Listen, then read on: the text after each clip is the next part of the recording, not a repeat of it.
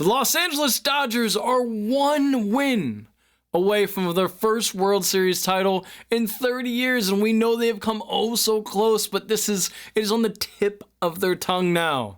Hey guys, this is Seatman Sports. Let's talk about Game 5 of the World Series right now. It was another thrilling game, not as thrilling as the Game 4 ending, but a battle from both the Rays and the Dodgers. And we know going into Game 6 it'll be a big battle too, but the Dodgers have the upper hand right now, winning Game 5 4-2. And this was a game we knew that everybody was going to pay attention to because Clayton Kershaw was pitching. And I don't have to sit here and tell you about Clayton Kershaw's postseason woes. We had a lot of people waiting all of tonight. Oh, he's going to blow it. Oh, he isn't going to be that good tonight. He's going to cost the Dodgers the World Series just yet again.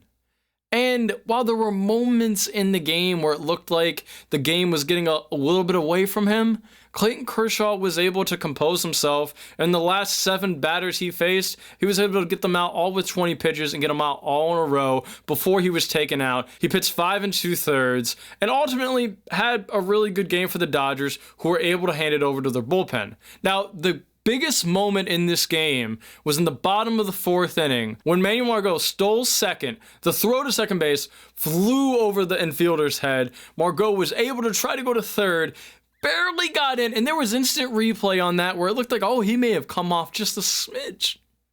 Let me tell you right now. Let me take a break of what I'm telling you right now. That is not what instant replay is made for. At all. Instant replay is not there to decide whether or not a guy came off the bag for a millisecond. He clearly beat the throw. And if we were going to overturn that, I'd have been done watching the game. So let's not use instant replay for that, please. But that's not the important part in this. The important part is that Manuel Margot tried to steal home. And it was the absolute right decision. And how often do you say that? Someone hasn't successfully stolen home in a World Series game in 2002, and we all know Jackie Robinson was famous for doing it in the 1955 World Series. But Margot was about as close as you can get, and you can see that he was reading Clayton Kershaw's moves and really timing when he could go to the plate. He noticed nobody was paying attention to him and went.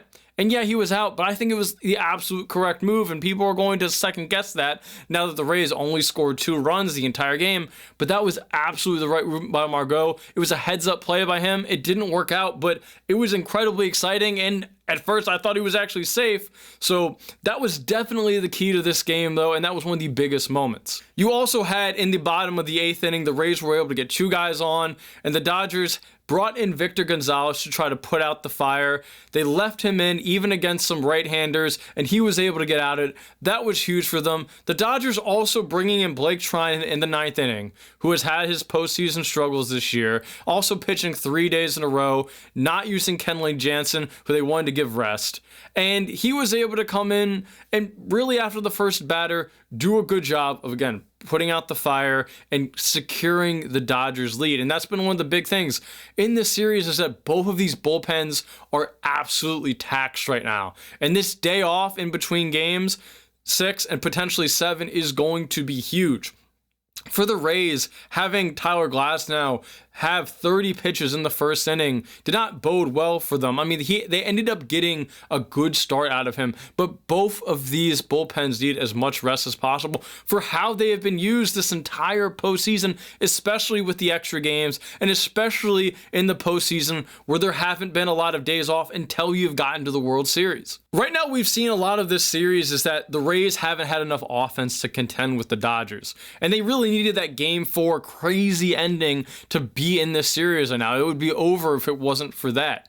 But what we need to look forward to is that in Game 6 and potentially 7, the Rays are able to put up Blake Snell, former Cy Young Award winner, and Charlie Morton, who has been absolutely dominant this entire playoffs if it gets to a Game 7. The Dodgers, we don't know what they're going to do in Game 6. We know if Game 7 happens, they'll go to one of their aces, Walker Buehler, but we could see a bullpen game for the Dodgers in Game 6. And like I said, that day off in between games on Monday is going to bode huge for if they're going to use that bullpen game, which the Dodgers have tried to use this postseason. I really think that's the game that the Rays can take advantage of the Dodgers in this series. And if they can get to a Game 7, anything can happen. But the Rays are going to be able to put their 2 best pitchers out there in Game 6 and potentially Game 7. And for a team that is not a great match for the Dodgers, who is probably a little bit overwhelmed. That's the best thing you can ask for in this series.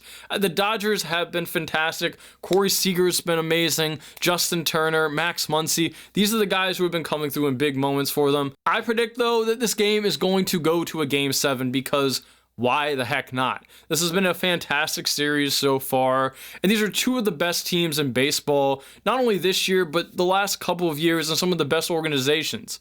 So I think this game will go to a Game 7. I trust in the Rays. Those little scrappy Rays, those Rays who have a payroll that's 4 times less than the Los Angeles Dodgers. I think they'll pull through in Game 7.